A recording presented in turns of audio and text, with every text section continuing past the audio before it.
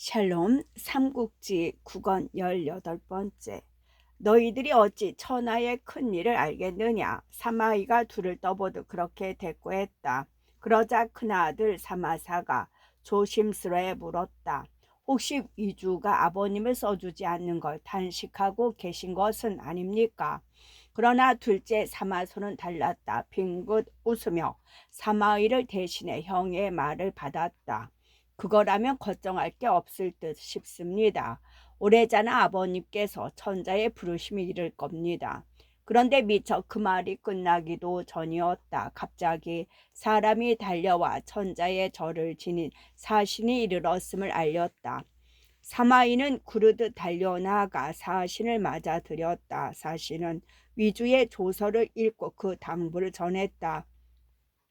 듣고 난 사마이는 곧 완성에 있는 모든 군마를 긁어 모았다. 그때 다시 급한 전갈이 들어왔다.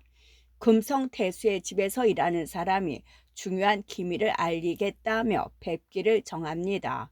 사마이는 왠지 좋지 않은 기분이 들어 얼른 그를 불러들이게 했다. 그래, 기밀이란 무엇이냐? 사마이가 그렇게 묻자 그 사람은 맹달이 모반하려 한다는 걸 자세히 일러 바쳤다. 뿐만이 아니었다. 맹달의 신복인 이보와 생질인 등연도 맹달의 죄사항을 알리는 글을 보내왔다. 듣기를 마친 사마이는 손으로 이마를 치며 기뻐했다. 이것은 우리 황상의 큰 복이시다. 제갈량의 군사가 기산에 이르러 안팎의 모든 사람이 모두 겁을 먹고 있고 천자께서는 하는 수 없이 몸소 장안으로 납시었다. 만약 오늘 나를 쓰지 않았더라면 어찌 될 뻔하였느냐. 맹달이 한번 움직이면 장안과 낙양이 모두 결탄 날 뻔했다. 이 역정놈은 틀림없이 제갈량과 연결되어 일을 꾸몄을 것이다. 나는 이 역정놈을 먼저 때려잡아 제갈량의 간담을 서늘하게 만들어야겠다. 그리 되면 절로 군사를 물리고 말 것이다. 곁에 있던 마지 사마사가 말했다. 아버님께서는 어서 빨리 천자께 표문을 올려 이 일을 알려도록 하십시오. 그러자 사마이가 고개를 가로저었다. 만약 폐하께 알려 성질을 받들자면 그리 오가는 데만은 한 달은 걸릴 것이다. 그럴 틈이 없다. 그러고는 그날로 인마를 출발시켰다. 걸음을 빨리하여 이틀 갈 길을 하루에 갈 수 있도록 하라. 뒤처지는 자는 목을 베리라. 그런 추상 같은 호령과 함께였다. 사마의 매서운 솜씨는 거기에 그치지 않았다. 질풍같이 대군을 몰아대는 한편 맹달을 속여 마음 놓게 하는 것도 잊지 않았다. 그 일을 막기 위해 뽑힌 것은 참군 양기였다.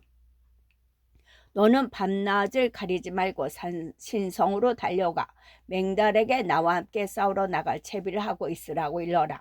그래야만 그를 의심 않고 있을 것이다. 그래야만 그는 의심 않고 있을 것이다. 사마이는 그렇게 이른 다음 양기를 먼저 보냈다. 양기를 뒤따르듯 사마이가 대군을 휘몰아 산성으로 달려가기 시작한 지 이틀째 되던 날이었다. 한 군데 산구비를 도는데 한때의 인마가 달려나왔다. 우장군 서황이 이끄는 군사였다. 서황이 말에서 내려 사마이에게 예를 표한 다음 물었다. 전자의 어가가 장안에 이르러 몸소 촉병을 치료하시는 이때의 도둑은 장안으로 가지 않고 어디로 가십니까? 지금 맹달이 모반하려 하고 있어. 먼저 그를 잡으러 가는 길이요. 사마이가 서왕에게 나아지기 말했다. 서왕도 한평생을 싸움터에서 늙은 사람이라 사마이의 뜻을 못 알아들을 리 없었다. 잠깐 잃었던 의심을 거두고 맹달을 잡는 일에 팔을 걷어붙이고 나섰다. 선봉은 제가 맡겠습니다. 사마이도 기꺼이 그를 받아들였다. 그리하여 서왕에게 전부를 맡기고 자신은 중군의 자리 잡는 한편 두 아들은 뒤를 맡게 했다. 다시 이틀을 갔을 때였다. 이번에는 앞서 살피러 나갔던 군사들이 수상쩍은 인물 하나를 잡아왔다. 바로 공명에게 심부름을 갔던 맹달의 신복으로 돌아가는 길에 재수없게 붙들린 것이었다. 군사들이 그의 몸을 뒤지니 공명이 맹달에게 보낸 답장이 나왔다. 군사들이 그를 끌고 오자 사마이가 말했다. 너를 살려줄 테니 그동안의 일을 아는 대로 말하라. 이에 맹달의 신복은 공명과 맹달 사이에 오가며 보고 들은 걸 하나하나 털어놓았다. 그제서야 사마이는 다시 공명이 맹달에게 보낸 편지를 뜯어보았다. 세상에서 뛰어났다는 사람들이 보는 것은 모두 똑같구나. 내가 선수를 칠 걸 공명이 이미 알아차렸으나 우리 폐하께서 포기해서 맹달에게 가야 할 편지가 내 손에 들어오게 되었다. 이제 맹달은 아무 짓도 못할 것이다. 읽기를 마친 사마이가 한편 놀라면서도 한편 다행이라는 듯 그렇게 소리쳤다. 그리고 입말을 더욱 재촉하여 반낮 없이 달려갔다. 한편 신성의 맹달은 금성태수 신의와 상용태수 신탐에게 같은 날 거사하기로 약조하고 때가 오기만을 기다렸다.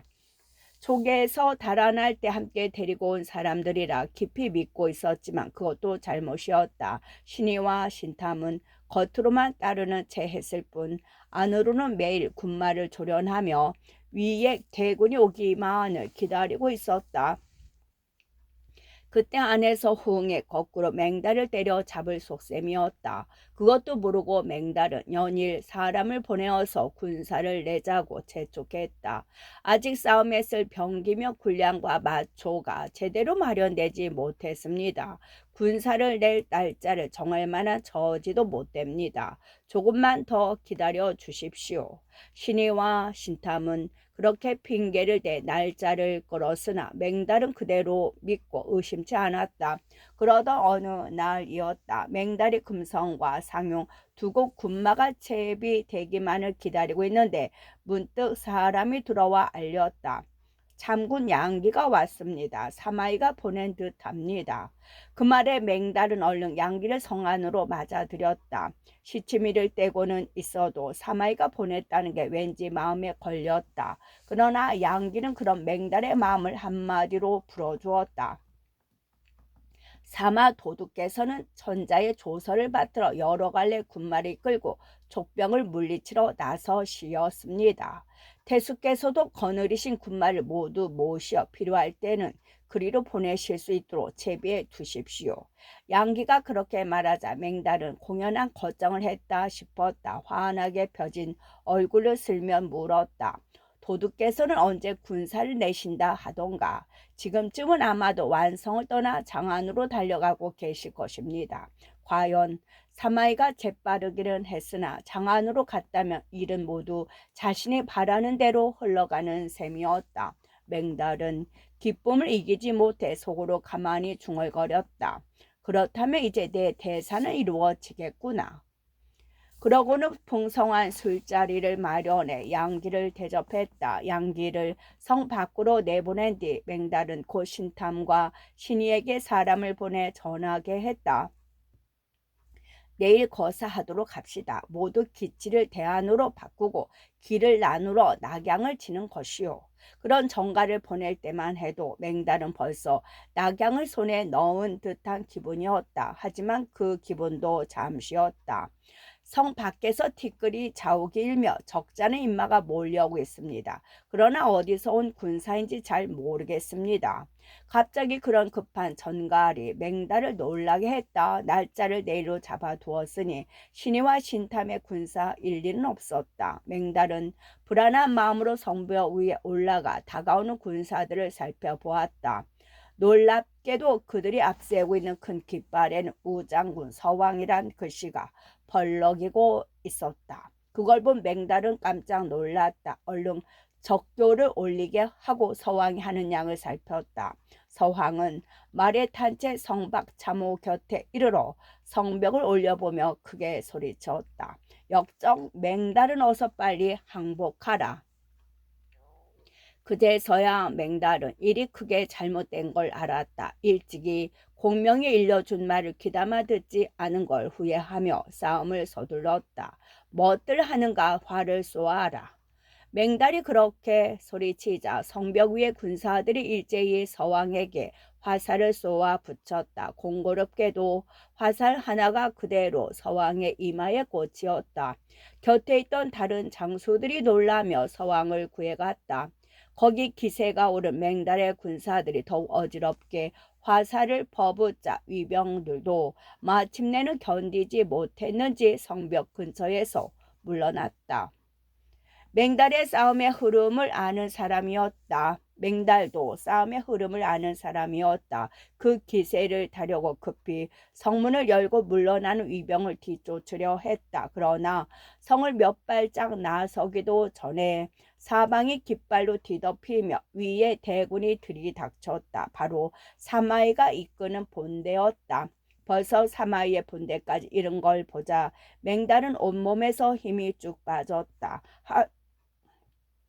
하늘을 우러러 보며 길게 탄식했다. 정말로 공명이 미리 헤아린 대로구나. 이제는 굳게 성문을 닫고 물러나 지키는 도리밖에 없겠다. 한편 맹달의 군사가 쏜 화살에 이마 한가운데를 맞은 서왕은 곧 자기 편 군사들의 구함을 받아 진채로 옮겨졌다. 군사들은 그 이마에서 화살을 뽑고 의자를 찾아 치료하게 했으나 서왕이 이미 늙어 효과가 없었다. 마침내 회복하지 못하고 그 밤으로 죽으니 그때 서왕의 나이 59이었다. 조조를 만난 지 30여 년, 크고 작은 싸움터를 누비면서도 패배를 모르던 맹장이었지만 끝내는 싸움터에서 숨져간 것이다. 사마이는 사람을 시켜 서왕의 영구를 낙양으로 보냈다. 함께 싸운 적은 많지 않았으나 조위를 위해 목숨을 다한 그 공을 기려 그곳에서 후이 장세 지내도록 하기 위함이었다. 하지만 그 같은 조처를 취하는 동안도 사마이는 신성의 포위를 조금도 늦추지 않았다. 이윽고 날이 밝았다. 맹달은 잠시 무슨 좋은 일이라도 벌어지지 않았나 싶어 성벽 위로 올라가 적진을 살폈다. 전날과 다름이 없었다. 위병들만 철통같이 사방을 에워싸고 있을 뿐이었다. 그걸 본 맹달은 가슴이 섬뜩했다. 안으로 들어가도 앉으나 서나 마음이 불안했다. 그러나 머릿속에 가득한 건 놀람과 두려움뿐. 당장은 어찌해야 할지 생각이 떠오르지 않았다. 할 일 없이 속만 끓이며 성 안을 서성대고 있는데 문득 사람이 달려와 알렸다. 성 밖에서 두 갈래 군마가 다가오고 있습니다. 그 소리에 놀란 맹달이 뛸 듯이 성벽 위로 올라가 보니 과연 티끌을 자욱히 일으키며 두 갈래 군마가 다가왔다. 앞세운 큰 깃발 하나는 신탐의 것이었고 다른 하나는 신의 것이었다. 그들 형제가 이미 마음이 변한 걸 알지 못하는 맹달은 그 깃발을 알아보자 기쁘기 그지없었다. 자기를 구해주러 달려온 건인 줄만 알고 거기 호응한다는 게 그만 돌이킬 수 없는 지경으로 빠지고 말았다. 맹달이 거느린 군사를 모두 힘알아 성문을 크게 열고 달려나가자 신탐과 신이가 문득 소리를 합쳐 꾸짖었다. 역적 맹달은 달아나지 말라. 어서 길게 목을 빼고 죽음을 받아라. 그제서야 맹달은 다시 일이 잘못된 걸 알았다. 얼른 머리를 돌려 성 안으로 돌아가려 했다. 하지만 그마저도 뜻갖지가 못했다. 갑자기 성벽 위에서 화살이 어지럽게 쏟아지며 이보와 등현이 나타나 큰 소리로 맹달을 꾸짖었다. 역적놈이 어디로 들어오려는가? 우리는 이미 성을 사마 도독에게 바쳤다. 맹달은 너무 기가 막혀 성낼 틈도 없었다. 얼른 길을 앗아 달아나기 바빴다. 그런 맹달을 신탐이 뒤쫓아왔다. 오래전에 맹달은 사랑과 말이 함께 지쳤다. 마침내 신탐에게 따라잡힌 바 되자 맹달은 돌아서서 맞서려 했다. 그러나 쫓기는 마음이라 손발이 제대로 말을 들어주지 않았다. 신탐이 그런 맹달을 한창에 꿰어 말 아래로 떨어뜨리고 그 목을 베었다. 생각하면 반복무쌍한 맹달의 일생이었다. 처음에는 유장을 섬기다가 유비에게로 돌아서고 유비를 섬기다가 또 조비에게로 넘어갔다. 그리고 조시에게서 다시 유시에게로 돌아가려다가 덜미를 잡히고 만 것이었다. 맹달이 죽자 그를 따르던 무리들은 모두 창칼을 던지고 항복했다. 이보와 등혀는 크게 성문을 열어 사마이를 맞아들였다.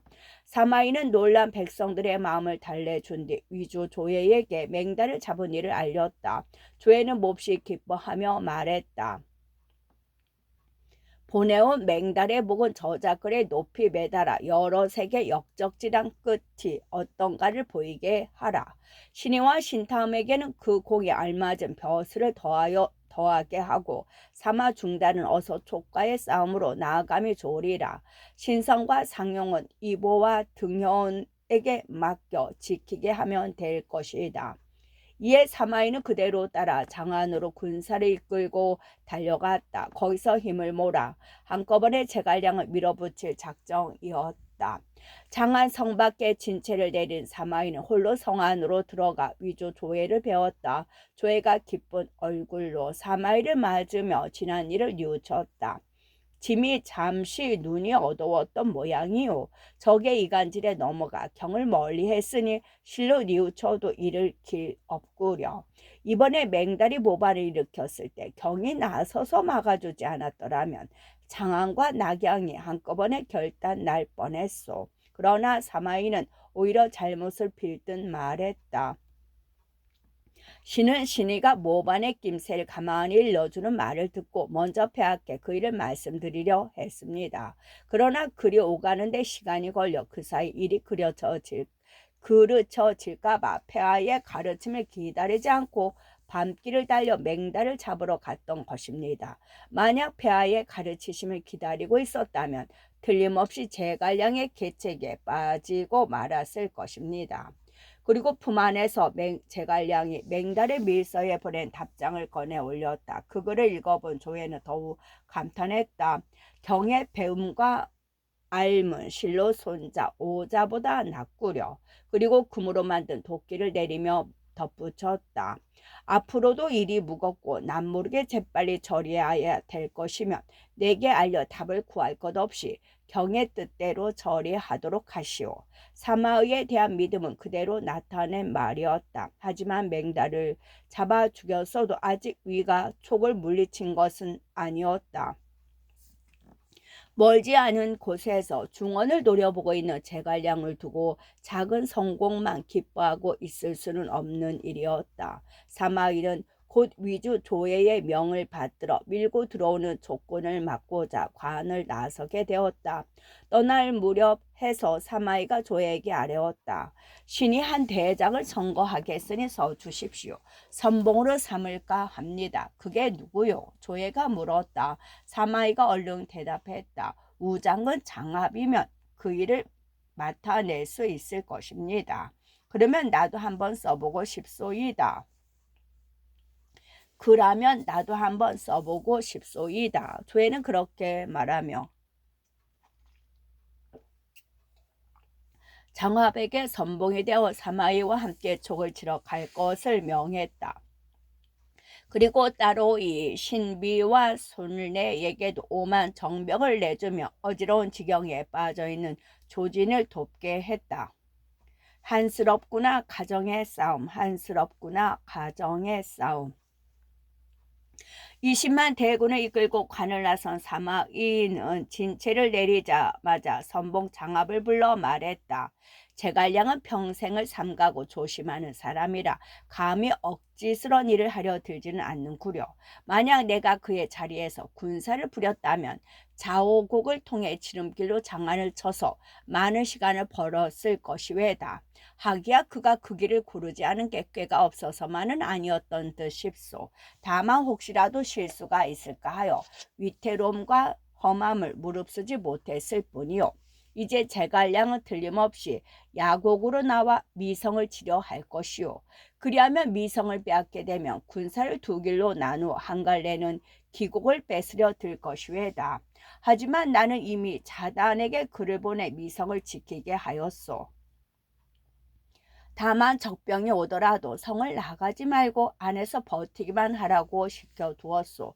또 신비와 솔레에게는 기곡 입구를 막고 있다가 적이 오면 기병을 내어 치라 하였소. 그럼 장군께서는 어디로 군사를 내실 작정이십니까? 듣고 있던 장합이 물었다. 사마이가 자신있게 대답했다. 나는 진작부터 진령 서쪽으로 한 가닥 길이 나 있음을 알고 있어. 바로 가정이란 곳을 지나는 길인데 그 곁에는 연류성이란 성이 하나 있어. 그 두 곳은 모두 한중으로 들어가는 목구멍 같은 곳이 되오. 제갈량은 자단이 아무런 준비 없음을 얕보고 틀림없이 그 길로 나올 것이요. 나와 공은 지름길로 가정을 차지하도록 합시다. 그러면 거기에서는 양평관이 멀지 않소. 제갈량은 내가 묵을 대 같은 가정의 길을 끊어버리면 군량을 가져올 길이 없어 농서 일대를 평안히 지킬 수가 없을 것이요. 하는 수 없이 밤을 틈타 한쪽으로 달아날 것인데 그때 그를 치는 것이요. 허겁지겁 달아나는 그를 좁은 길목에서 막고 짓두들기면 틀림없이 우리가 이길 수 있을 것이외다. 만약 제갈량이 돌아가지 않을 때는 모든 곳에 샛길에 보르를 쌓고 군사들을 풀어막고 있게 할 것이요. 그리 되면 한 달도 안 돼 족병은 모두 굶어 죽고 제갈량은 내 손에 사로잡히고 말리이다. 그 부근의 모든 자리를 손바닥 들여다보듯 하며 밝히는 계책을 들어보니 장압도 크게 깨달아지는 게 있었다. 자기도 모르게 땅바닥에 엎드려 사마에게 절을 하며 감탄을 쏟았다.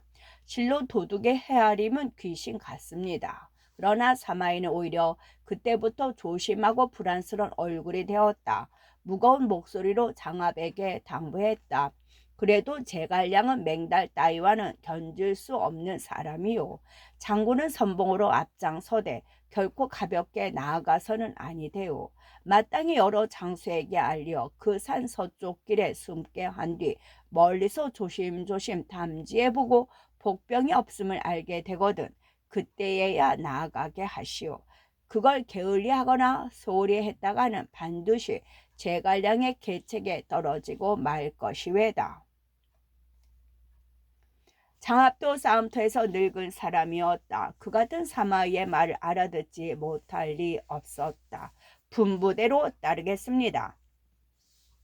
그 한마디와 함께 군사를 이끌고 사마이가 일러준 곳으로 떠났다. 한편 공명은 기산 아래 진체에서 마음을 채며 맹달의 소식을 기다리고 있었다. 맹달에게 보내는 답장을 가지고 떠난 군사가 소식이 없어 다시 세작을 신성으로 보낸 다음 날이었다. 며칠 안 돼 세작이 달려와 기막힌 소식을 전했다. 들렸습니다. 모든 일은 물거품이 되고 말았습니다. 사마이는 길을 2배로 달려 여드레 만에 신성에 이르렀습니다. 그 뜻밖의 재빠른 진군의 맹달은 어찌 손써볼 틈이 없었는데다 신탐신의 이보 등연 등이 안에서 사마이에게 호응해 맹달은 마침내 어지럽게 쫓기는 군사들 틈에서 죽고 말았다 합니다. 사마이는 그제서야 장안으로 가서 위주를 만나보고 장합과 함께 관을 나왔는데 지금 이리로 오는 중일 것입니다. 그 말을 들은 공명은 깜짝 놀랐다. 그 어이없는 소식에 땅이 꺼지듯 단식했다. 맹달은 이를 꼼꼼하게 하지 못한 허물이 있으니 죽어 마땅하다고 쳐도 앞으로는 어찌한단 말인가. 사마이가 관을 나왔다면 틀림없이 가정을 차지해 우리의 숨통 같은 길을 끊어 놓을 것이다. 그리고 좌우를 둘러보며 다급하게 물었다. 누가 군사를 이끌고 가서 가정을 지키겠는가? 제가 가보겠습니다. 공명의 물음이 떨어지기 바쁘게 참군 마속이 나섰다. 남달리 마속을 아끼고 믿는 공명이었으나 그날만은 달랐다. 걱정을 감추지 못하고 다짐받듯 말했다. 가정이 비록 작은 땅이나 길목으로서는 매우 중요한 곳이다. 만약 가정을 잃어버리면 우리 대군은 모두 끝장이 나고 만다. 그대가 비록 깨와 슬기가 뛰어났다 해도 거기에는 성곽이 없는 데다 땅조차 험하지 않아 지키기에 매우 어렵다. 그래도 가보겠느냐? 마숙이 자신있게 그 말을 받았다. 저는 어려서부터 병서를 많이 읽어 병법이라면 제법 압니다. 어찌 가정 한 곳쯤 지켜내지 못하겠습니까? 사마이는 결코 얕볼 수 있는 사람이 아니다. 거기다가 그 선봉인 장압은 위에서도 알아주는 명장이다. 그대가 당해내지 못할 것 같아 걱정스럽구나. 공명이 그렇게 말하자 마속은 더욱 오기가 나는 듯했다. 큰 소리에 그치지 않고 엄청난 걸 걸었다.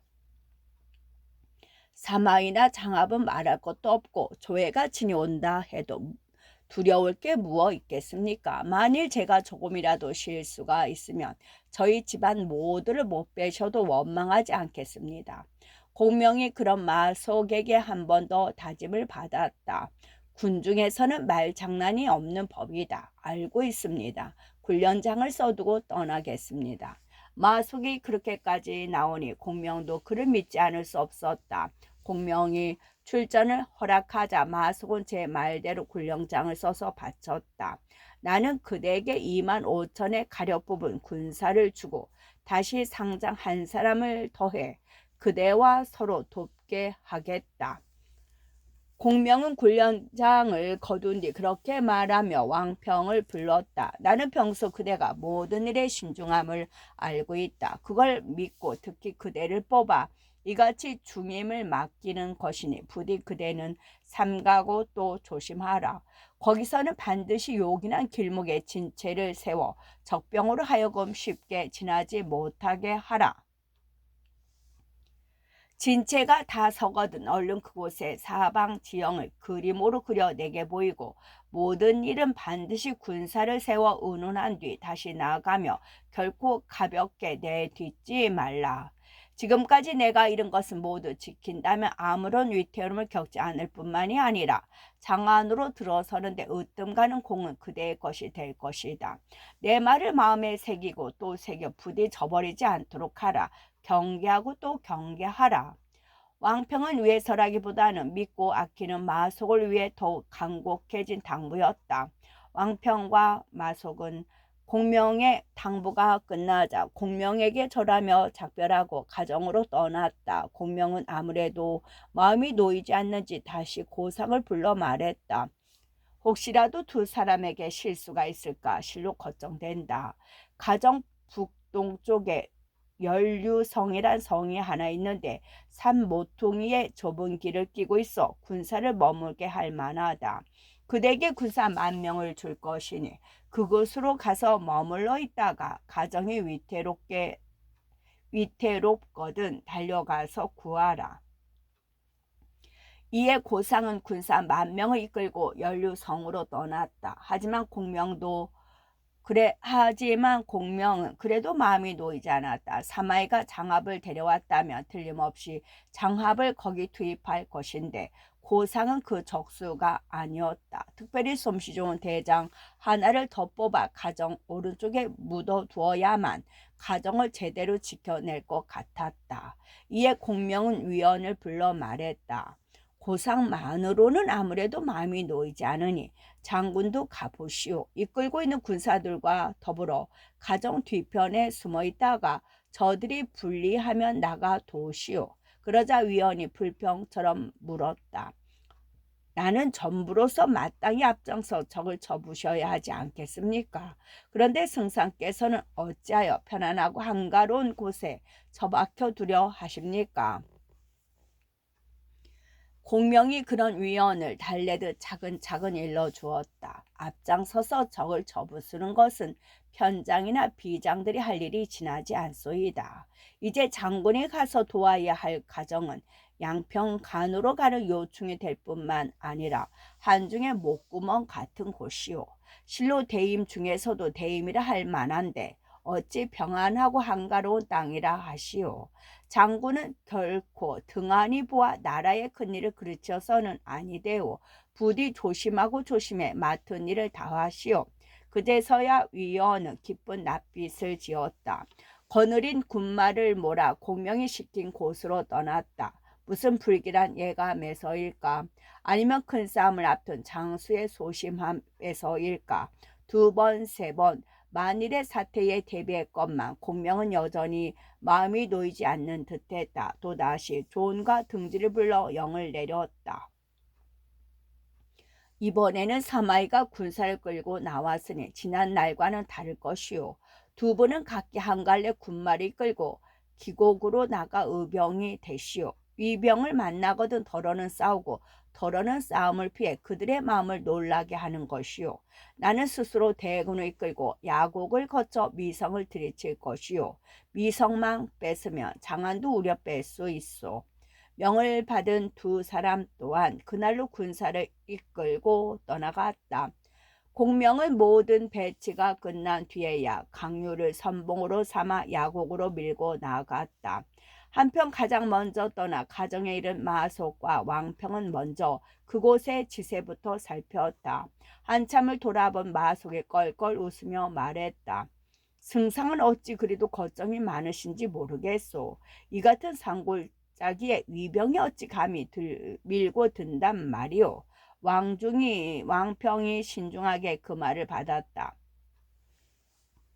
비록 위병이 감이 오지 못한다 해도 여기 5갈래 길이 모두 모인 조입에다 진체를 내리는 게 좋을 듯하오. 어서 군사들에게 영을 내려서 나무를 베어 목책을 세우도록 합시다. 그런 다음 장관 계책을 꾀하야겠소. 길 옆에다 어떻게 진체를 세운단 말씀이오. 저쪽 산을 보시오. 사방으로 이어져 있지 않을 뿐만 아니라 수풀이 넓게 퍼져 있으니 하늘이 내린 험질할 만하오. 그 산 위에다 군사를 머무르게 하는 게 옳을 것이오. 마속이 그렇게 왕평의 생각을 반대하고 나섰다. 왕평도 지지 않고 맞섰다. 아니요, 그건 참군께서 들리신 뜻입소. 길 곁에 군사를 머무르게 하여 성벽을 쌓고 목책을 두른다면 설령 적병 10만이 온다 해도 능히 지나갈 수 없을 것이 왜다. 이제 만약 저같이 요긴한 길목을 버려두고 산 위에 진을 쳤다가 위병이 몰려들어 사면을 에워싸 버린다면 무슨 수로 견뎌내겠소. 마땅히 뜨끔해서 들어야 할 말이었으나 마속은 어느새 제 생각에 취해 있었다. 큰 소리로 껄껄 웃어 젖힌 뒤 빈잔처럼 말했다. 공은 참으로 좁은 수견을 진역구려 병법에 이르기를 높은 곳에서 아래를 내다보게 되면 그 기세는 대나무를 쪼갤 때와 같다고 하지 않았소. 만약 위병이 온다면 나는 저들에게 갑옷 한 조각 찾아갈 수 없게 할 것이오. 나는 여러 번 승상을 따라다니며 승상께서 진체를 세우시는 것을 보아왔소. 승상께서는 가시는 곳마다 내게 그곳에 진체를 세우는 까닭을 일러주셨는데 거기 따르면 참군이 잡을 진터는 옳지 않소. 내가 보기에 저 산은 이른바 절지에 해당하오. 만약 위병들이 물을 길어 오르는 길만 끊어버려도 우리 군사는 절로 어지러워지고 말 것이오. 왕평이